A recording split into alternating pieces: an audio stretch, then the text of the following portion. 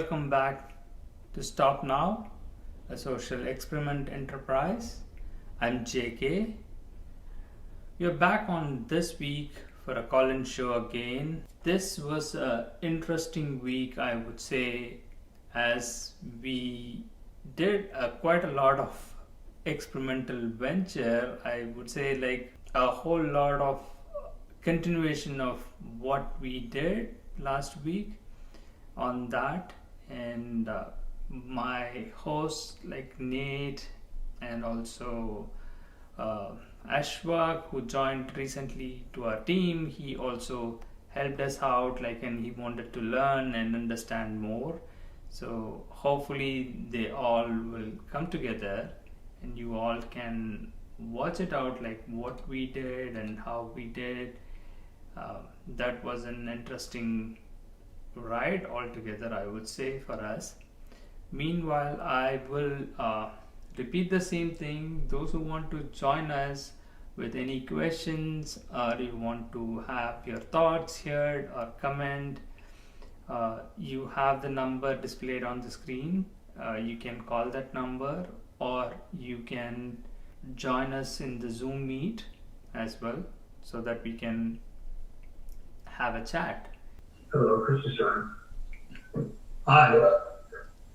So you hear me? Yeah, hello. Yeah, JK. So this was the introduction part. Okay. So the same happened, like they couldn't hear me, and I had to switch between the sources because I was recording it, right? Mm-hmm. So that happened. I'd like to be able to, I guess we could start with, I wanted to kind of informal, and really just get a chance to understand your background, an issue in terms of some of your project program management background, as well as some your experience you have in also the industry, in the property casualty industry as well. We can just start there with the introduction then. Yeah, sure. So, okay. I think Ashwak is joining us as well.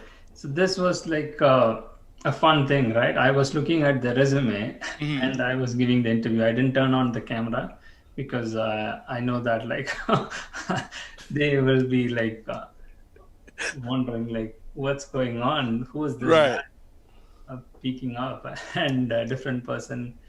The ID has to be shared at a later time, and I don't know, nothing is going to work, right? It's a fake profile.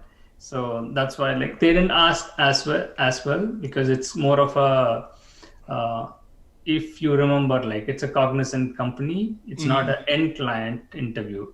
So this is more of a screening for like the middleman. Yes, you got it right. It's the middleman. So if he asked me to turn on the camera, I had no other option, right?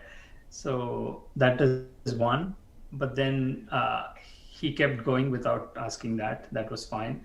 And luckily, that gave me the opportunity to switch between the screen. Like if you notice it, like the meeting is going on there, and I kept the fake resume opened up, and I was actually reading it out from there. Yeah, I mean, I have been working as a... Hi, Ashwak. Thanks for helping us, and welcome to our social experiment. Yeah, hi. Yeah, I'm sharing the screen, so I'm just playing out a recording so that like you both can. Nate is also there on the call. Hey, how you doing, Ashwak? Yes, I'm doing fine. How you are doing? I'm good. So this was like what I did. Like I was trying to clear an interview with Cognizant. Project manager for more than 10 years. I would say the last couple of project management institute with safe methodology and getting a certified Scrum Master and playing the role of a Scrum and transitioning waterfall projects to agile-based projects were my primary role. And I was working on enterprise level projects, application development, infrastructure projects. So that is the brief of me. And if you want me to go into details of my experience So this was like how long? I mean, this started around 11:30 my time. I mean 12:30, and then it went for 25 minutes. Right? You were there in between, so I just don't want to play the entire thing. Like if you notice that, like it goes on and on. Move towards, and it was good. I actually they didn't ask me much questions. It was easier for me. The teams. It was like more of a. So from my experience itself, like I was blabbering like something or the other, like to sound like as if I'm not reading it out actually from what is written over there. So obviously they might be looking at my profile and they will get to know that like this guy is not real or he's faking it, reading it out what is there. So that's why like I was trying to avoid that. And he was very nice. I mean, I would say like honestly, many people like they try to screw up people by asking difficult questions, like as if it's an examination. They are testing it out, and I'm having a sad exam or kind of something, but nothing of that kind. It was like very straightforward. We try to avoid the risk, as you said. Like, hey, let me see, like. Yeah, in terms of questions that you have, do you have any questions for us? Yeah, this is a usual format, like they follow it up and they say like it's for their client, and at the end like they'll ask for if you have any questions, and I was trying to keep it short. We'll be looking for, in terms of the process, we look at understand your background and see if in your background, which of those engagements that are available that best fit, your background. So that'll be determined in terms of which one specifically. Oh, okay. That sounds good. I mean, so at the end, that's you also, Nate was there. So they were asking like about different options, when I can join, what are the. In terms of process, Manish and I will debrief and share our discussion with others and the recruiting team, and they'll reach out to you next. All right, sounds good. Thank you so much. All right, thank you, JK. Have a good day. You too. Thank you. Thanks. Bye. Okay. So that is how it ended. Yeah, because that's what I heard. The very last part. Yeah. So what do you guys think? Like, I mean, both can ask questions, and there we go. Probably I think I'll be able to answer. So during the interview, JK, like what kind of sense did you get from the folks asking you the questions? Like that, what kind of vibe, I guess, did you feel from them when they were talking to you? I mean, as you mentioned, right, it's more of a screening, and the company is $1 billion company, and they are trying to hire candidates for their clients. And as Chris was mentioning at the end, like it might be for different clients. And it was specifically for the position that they interviewed me. And what happens here is like, unless the end client says okay to my profile and they want to hire me, like, or they want to put me on the project that is being executed by this company, then it doesn't go anywhere. And that's why like I was trying to keep it very casual. And moreover, this is our first experiment, right? So I was not sure like how to take this. That was my answer, I would say, like. And so I guess like, we're kind of putting ourselves in the shoes, right, of somebody who would be, targeted by these companies, targeted by these screeners. Do you feel like Like if we weren't us, if we weren't, you know, JK and Nate and Ashfaq, and you're just, you know, somebody that's trying to get a job, you know, somebody that's trying to find their way to a career and a better life for their family, like, do you feel like this is a process that leads to that? Or do you feel like did you get any sense that this was something that somebody could use to take advantage of somebody? Yeah, I mean, you are right. There are so many aspects we need to discuss on this, right?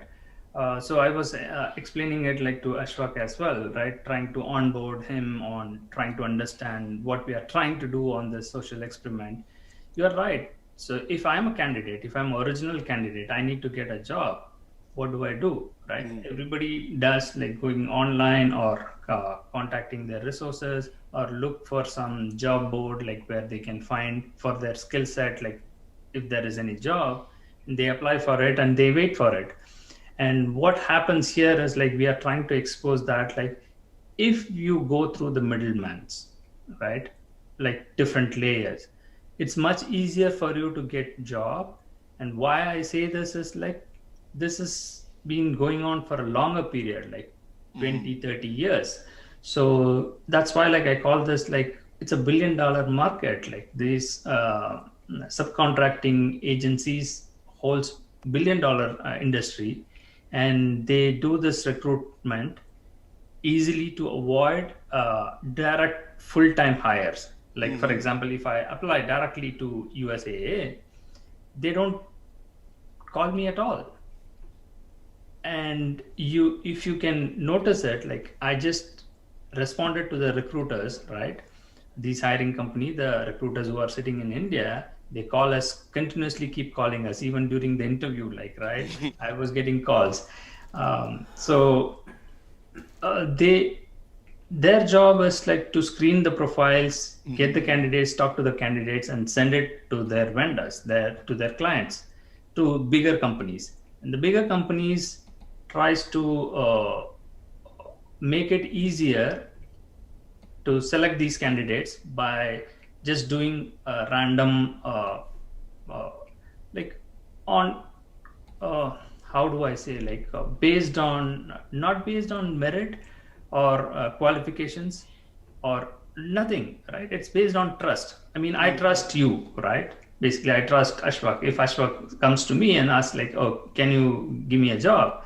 I'll say like, yeah, sure. If I don't have, like, I'll try to recommend him to somewhere else. Say that like, oh, he's a good guy. Like he has this credential, just give him a job. So that kind of thing is what this industry is doing.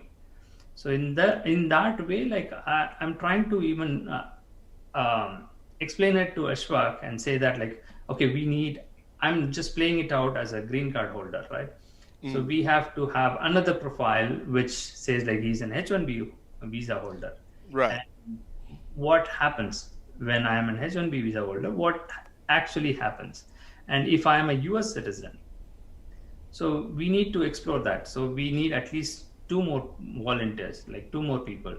So either Nate or Ashfaq said like, okay, I can play out like as a H-1B visa holder, but he doesn't want like to have his name, right? For example, if he is going to say it's Ashfaq, people will know that like he is in India.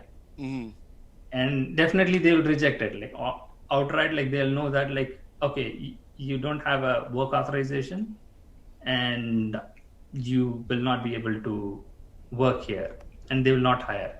And on that, even a funny part, like what I was trying to explain it to you, I'll show you guys as well. You guys can see my screen, right? Yeah.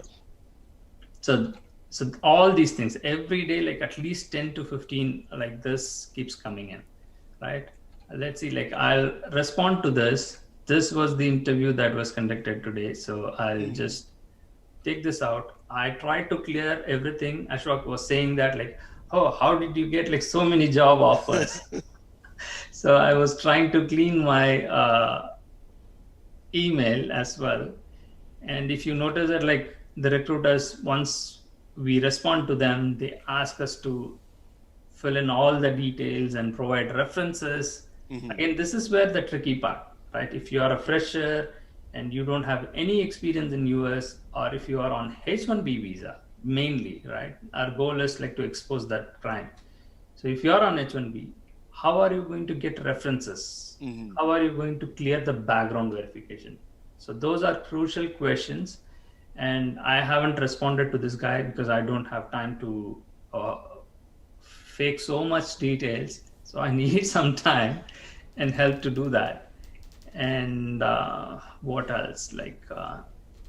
This person was the one who was trying to call me in the morning. Let me respond, and you guys can ask question after that.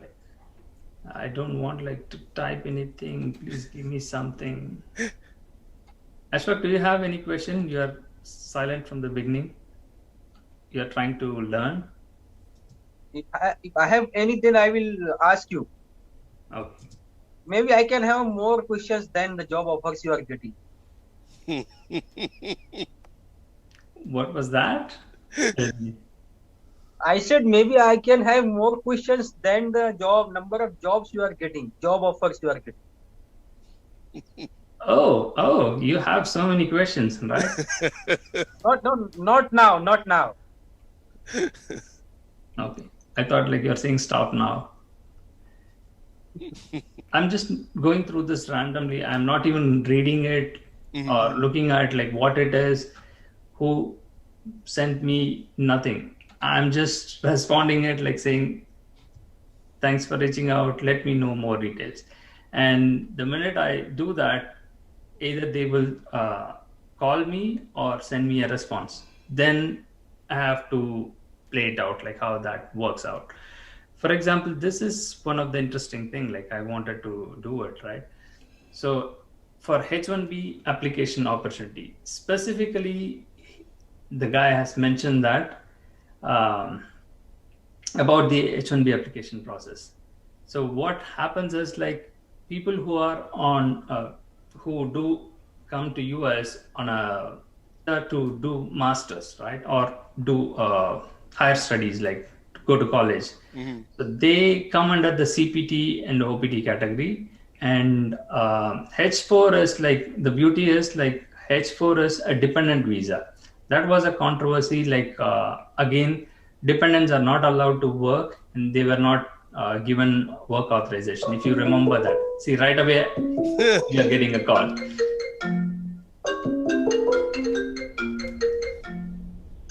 Hello. Hi, JK. This is Vishnu from the Post Corporation. Hi. How are you? I'm good. How are you? Yeah, good. Thanks for asking. Let's see, I'll go through my job description, right, for a program manager at the location of Minnesota. Yeah. You called me before, right? Is that right? Yeah. Okay. Yeah, regarding for the job opportunity, I'll read you. The position is program manager by listed engineer at the location of Minnesota. Yeah. Did you reply back to me on who's the client and what is the pay rate? Yeah. For this position, my client detail is implementation partner is entity data, and then client is a United Health Group. Okay. Okay. And for this position, right now I'm working for $45 on W2. Okay. So do you need anything from me? Yeah, that you have to confirm the right information, not your. That is just fine for me. Okay. Sure, I'll do that. Okay, that's a $45 on W2 is fine for you. Okay. Is it possible to get it on a car to car or a 1099? No, right now this position is only for a W2 position. Okay. Who is the vendor implementation partner, you said? With that entity data. Entity data is a United Health Group. Yeah, I'm aware of them. Okay. So I will confirm the rate, but let me ask you, you are based in US or you are in India? That's my main office is located in US and the sub office is located in India. Where in India? Chennai. Oh, okay. All right. So let me check out that, and probably if you need anything, like send me an email. I'll respond to it. Okay. May I know that before that, may I know how many years experience in program manager and listing engineering experience? May I know how many years experience? I have more than 5 years on that. More than 5 years. Okay. Okay. Now I will share the for $45 on W2 for a right confirmation. That way you have to reply back I confirm. Another mail is a right to represent. You have to sign in digital signature. Okay. Sure, I'll do that. For sharing RTI information, I know your last 4 digit of SSN number and date of birth of date and month is enough for me. I'll send you that in the email. Send you. Because while sharing the rate confirmation, I need to mention that the for the purpose of the asking. Yeah, I will send you it in email. You can add that. Then like you send me the RTR. Okay. Okay, JK. Bye. I will share the rate confirmation. In that mail, can you share the SSN number and date of birth? After that, I will share that right to represent. Okay. All right. Thank you. Yeah. Bye. Thank you, JK. Bye.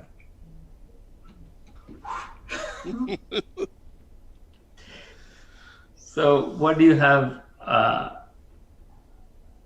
on your mind? What thoughts comes to you? That was a very quick response. That's the first thing that stands out. Like, he got right back to you.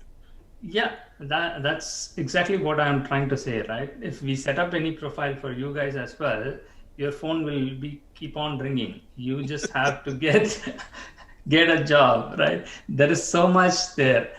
If you notice it, like this is again just a beginning process, an application process. You are sending in your thing, wherein they are asking your social security number, your date of birth, and you can see like they'll ask your ID, and some of them like they'll even ask to verify your status based on what you say. Like if you say H1B, immediately they'll say like, oh, we need your employer information. Can you share your H1B visa copy? Or if you are a green card or EAD, whatever that is, employment authorization, I believe. So they will ask to show the proof of that card. So if you ask them like, why do you need that? They'll say like, there is so much fake going on. We need to verify. As if these people are doing genuine and legal things. So that is the fun part.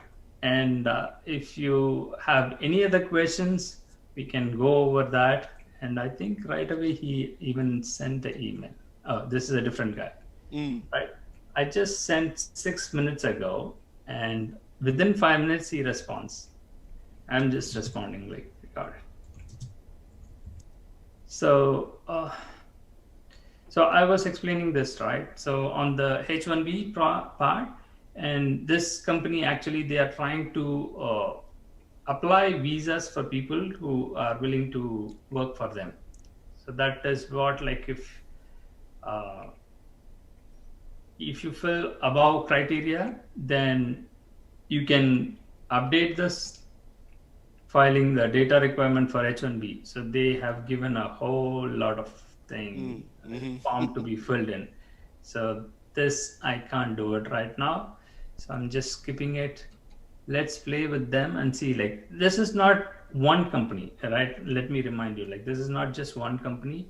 Thousands of companies, everybody is doing that.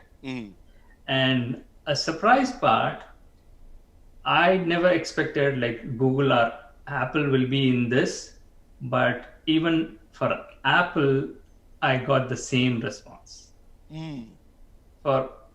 I was shocked. I thought like Apple at least will not fall in this trap, but it seems like in Apple also, like the big companies like Infosys, TCS, everybody is doing that game. And even the third party vendor companies, smaller companies have reached out and they said like, we can place you in Apple.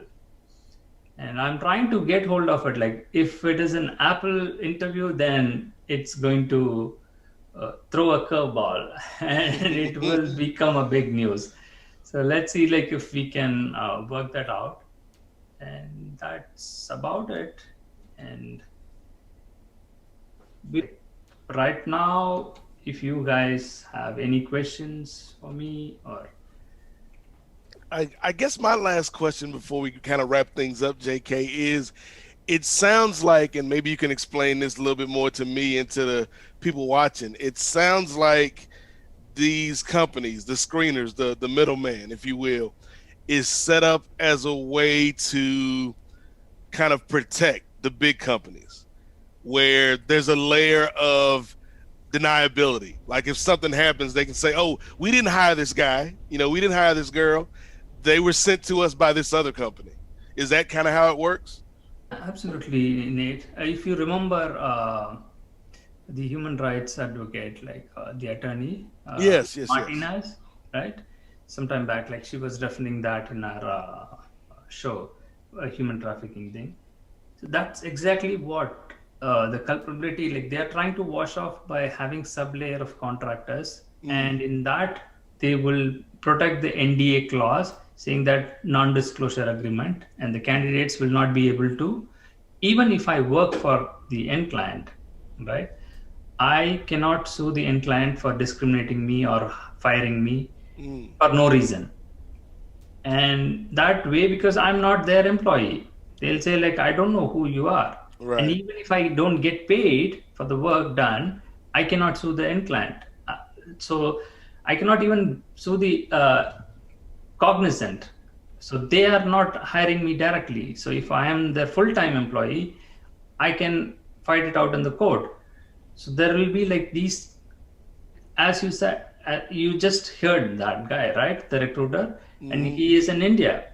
And how can you get hold of him, right? Who will, I don't know, even those companies, they say like they exist here in US. Obviously, they might have some, like we need to dig that deeper. But that is the complexity here. So many layers, they have the contract and they try to protect themselves from the legal issues and say that like, oh, everybody is hands off. I don't know who's responsible. So that is what is happening. So this has to stop. This has to stop. It's been going on long enough, and we are trying to bring in more with attorneys and also, I mean, you remember, right? I did contact with an FBI agent and also State Department people from USCIS and Department of Labor.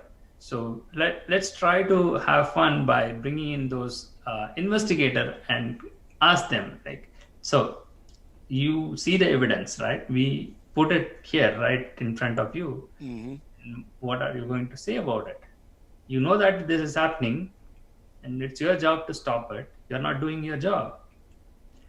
And let's see like what happens. Again, we are experimenting it.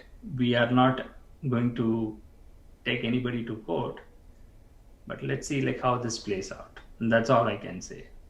Right. So with that, let's wrap this up for this week. And then like we will try to connect back and see like how we can set up other profiles and start getting in more evidences, I would say. Like, I just want to ask you one thing. go ahead, Ashwin. So if you have a fake profile, so you get a job also based on that fake profile. Yes, that is what I'm trying to prove, right? I just showed you like, right, JK Guru profile, right? So that is No. that is a complete fake profile, right? But right now right now you are only getting inquiry calls, right? No, we just had an interview. I just had an interview with Cognizant. Okay. So I had an interview with Cognizant for 30 minutes, and once they get back to me with an offer for their client, then we will proceed, right? So when they give the offer, I should be able to join. But this is a fake profile. How am I going to join the company, right? I will not be able to join. So only thing is like I just have to show that like I can get the job, offer letter. Like once I get the offer letter, then I can prove that like even with the fake profile, we can get a job. And this is a first step for us to see like how this works, because we have a story, right? The victims who have shared their stories, they have shared like horrible things, so that I cannot disclose everything in the first instance without validating it. So this is a validation process. He said like he was submitted with fake profiles and he didn't even clear the interview. Somebody else cleared the interview for him, and once he gets the job, they ask him to go to the client location and work for it. So that is how he has been working for more than 10 years. Can you believe that? Nobody will believe it, right? So we are trying to prove that. So that's why like we set up a fake profile, and let's see like how this goes. Meanwhile, when you are ready, like we'll set up your profile and you can start doing this, what I'm doing. Are you ready? How many calls do you get?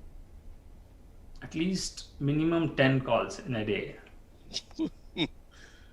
If I don't pick up. If I pick up, then it goes to 15 to 20. They know that like I'm actively responding. Mm-hmm. Okay.